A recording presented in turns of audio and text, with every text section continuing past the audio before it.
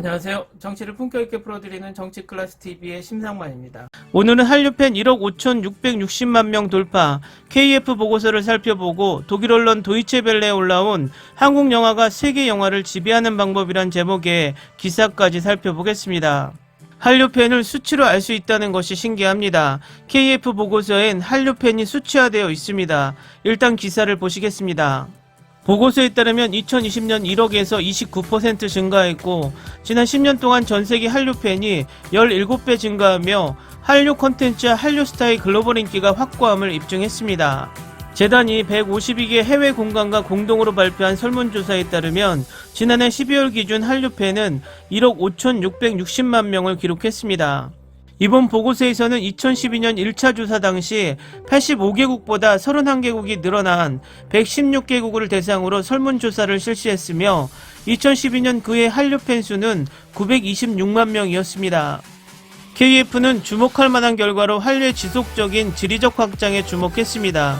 대륙으로 계산하면 아시아와 오세아니아에서 6개국이 새로 합류했습니다. 보고서에 따르면 아메리카 대륙에서 1개국, 유럽에서 7개국, 아프리카와 중동에서 17개국이었습니다. 한편 한류 팬들의 통합과 대규모 그룹 활동이 두드러졌다고 보고서는 전했습니다. 팬클럽 수는 2018년부터 4년 동안 점차 줄어들어 지난해 총 1,500개 미만으로 줄어들었습니다. 한편 클럽당 회원 수는 2020년 클럽당 팬 7만여 명에서 45% 증가한 10만여 명에 이르렀습니다. 한류의 지리적 확산과 팬덤 문화가 세계 사회의 경제에 미치는 영향을 고려할 때 이러한 추세는 이제 세계적인 문화 현상이 되었습니다라고 KF는 말합니다. KF에 따르면 팬데믹은 최근 한류의 글로벌 경쟁력을 새롭게 하고 있으며 최근 한국 영상 콘텐츠가 글로벌 플랫폼에서 성공을 거두고 있습니다. 방탄소년단을 중심으로 한 K-팝은 물론 과거 언어의 장벽에 부딪혔던 한국 드라마, 영화, 웹툰 등도 비약적인 도약을 이뤄내며 글로벌 시장에서 저력을 입증했다고 KF는 덧붙였습니다. 보고서는 많은 디지털 시대에 대한 전략적 대책의 필요성과 한류의 사회적, 문화적, 역사적, 외교적 측면에서 잠재적인 위험 요인에 대한 대비가 필요하다고 지적했다고 전했습니다. 다음은 독일 언론 도이체벨레에 올라온 한국 영화가 세계 영화를 지배하는 방법이란 제목의 기사입니다. 독립영화부터 넷플릭스와 같은 OTT 플랫폼의 인기 시리즈 스트리밍에 이르기까지 한국 영화는 전세계 관객을 사로잡고 있습니다. 그들의 성공 뒤에는 무엇이 있을까요? 한국의 기생충이 비영어권 영화 최초로 아카데미 작품상을 수상하며 역사를 썼을 때 모든 시선은 봉준호 감독에게 쏠렸습니다. 봉 감독의 오스카상이 매우 지역적인 것이란 발언은 매우 유명했습니다. 지난 2월 베를린에서 열린 새 영화 같은 속옷을 입는 두 여자의 한국 배우 양말복 씨는 봉준호 감독의 감정이 공감됐다고 말합니다. 양 씨는 도이치벨레의 한 방향으로 조금 독점되었던 문화적 흐름에 약간 지쳤습니다라고 말합니다.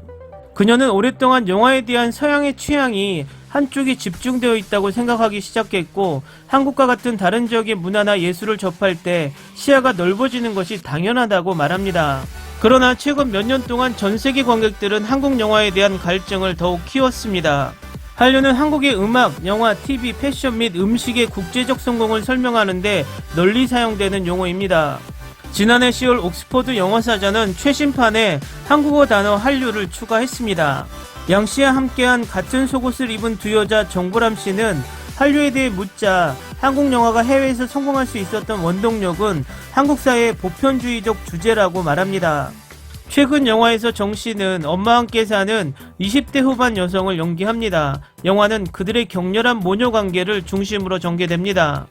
정 씨는 도이치벨레와의 인터뷰에서 한국에 사는 모든 엄마와 딸은 이 이야기를 공감할 것입니다. 이 영화는 한국에만 국한된 것이 아니라 모든 엄마와 딸의 관계에서 느낄 수 있는 다양한 감정을 담고 있다고 말합니다. 사람들이 이 영화를 보면 자신의 삶에 공감할 수 있습니다라고 덧붙입니다. 한국 영화의 해외 성공은 억압적인 군사정권의 마지막 흔적이 끝난 1990년대에 시작되었습니다. 검열법이 완화되고 한국 대기업의 영화 산업에 대한 투자가 유입되기 시작했습니다. 삼성, 대우, 현대와 같은 대기업 또는 재벌을 통한 투자는 모든 이 나라의 영화 산업에서 중요한 역할을 했습니다. 1997년 외환위기 이후 CJ 엔터테인먼트, 오리온그룹, 롯데 엔터테인먼트와 같은 새로운 재벌들이 한국 영화 산업에서 가장 큰 플레이어로 등장했습니다. 한류의 첫 10년 동안 특히 미국의 해외 팬들은 일반적으로 해적판 영화를 다운로드하고 해외에서 공부하는 한국인들은 자막을 업로드했습니다. 양 씨는 이것이 OTT 플랫폼과 쉬운 자막 이전에 발생했습니다 라고 설명합니다. 그리고 그녀는 새 한국 영화들이 국제영화제를 순회하면서 한국 영화가 마침내 떡상했으며 한류가 성장하고 있다고 말합니다. 양 씨는 스트리밍검을 넷플릭스의 역대 최대 히트작 중 하나인 한국 시리즈 오징어 게임에 카메오로도 출연했습니다. 9부작으로 구성된 이 스릴러는 개봉 첫 달 만에 16억 5천만 관객을 돌파했습니다. 양 씨는 이 시리즈가 전 세계적으로 그렇게 인기를 끌게 될 줄은 몰랐습니다 라고 말합니다. 할리우드가 세계에 막대한 문화적 영향을 끼친 것은 분명합니다. 영어권 영화는 극장과 멀티플렉스에서 상영됩니다.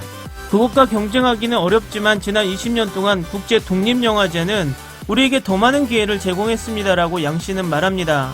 넷플릭스는 한국 콘텐츠를 확대하기 위한 노력의 일환으로 2022년에 5억 달러를 지출할 것이라고 발표했습니다. 그러나 팬데믹은 영화 산업에 큰 타격을 입혔습니다. 김세용 감독은 코로나19 이후 국내 영화산업 전반에 대한 투자가 적어서 오디션 기회가 줄어들 수도 있지만 그렇다고 완전히 나쁘다고도 하기 어렵다고 말합니다. 지금도 국내 제작은 여전히 한국 시장에서 주요 점유율을 차지합니다. 한국 정부는 엔터테인먼트 산업을 미래 국가 경제의 핵심 동력으로 간주하고 국가 예산으로 영화 시리즈에 막대한 투자를 하고 있습니다. 주요 목표 중 하나는 세계 최고의 엔터테인먼트 및 미디어 수출 업체이자 수입 업체가 되는 것입니다. 같은 속옷을 입는 두 여자는 김세인 감독의 데뷔작으로 한국 영화 아카데미가 투자한 작품입니다. 김 감독은 영화 만드는 일에만 집중할 수 있다. 대본을 쓰는 것부터 후반 작업까지 한국 영화 아카데미가 꽃을 피우기 위해 모든 지원을 해줬다라고 말합니다. 시장과 유통에 대해 걱정할 필요가 없습니다. 아카데미가 도와줍니다. 김 감독은 지난 10월 부산국제영화제에서 5관왕을 차지했습니다. 한국 영화의 성공 비결이 무엇이라고 생각하느냐는 질문에 양 씨는 한국의 엔터테인먼트 환경이 적응력이 뛰어나고 매우 빠르게 변화한다고 말합니다. 미디어는 새로운 콘텐츠를 매우 빠르게 생산합니다. 한국의 문화 콘텐츠가 대중화되는 이유를 한 가지만 꼽는 것은 어렵습니다. 아마도 그것은 물결이고 한국이 그 중심에 있습니다.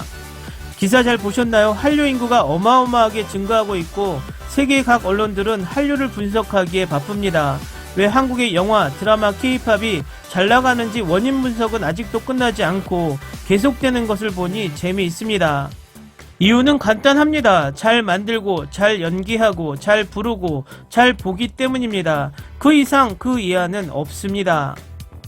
오늘은 여기까지 하겠습니다. 오늘도 생활 속 거리두기 꼭 실천합시다.